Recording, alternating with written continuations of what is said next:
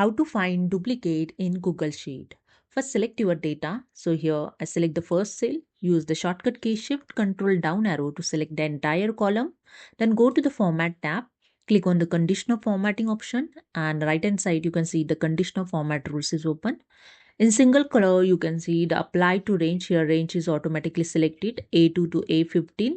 So just copy this range, select the range and use the Control C to copy. In formula rules, click on this drop down arrow and select here the custom formula is. Then click on this box to enter the formula. Use the is equal to. Enter here the count if formula.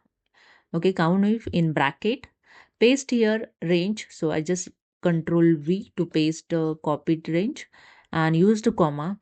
Then enter here the first cell of your data. The first cell of your data A2. A is a column, 2 is a row number. So enter here A2, bracket close, then greater than sign, enter the 1. And in formatting style, you can select here the different color of duplicate value.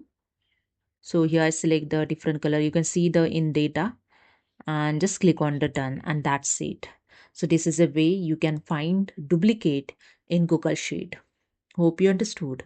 If you like this, please subscribe.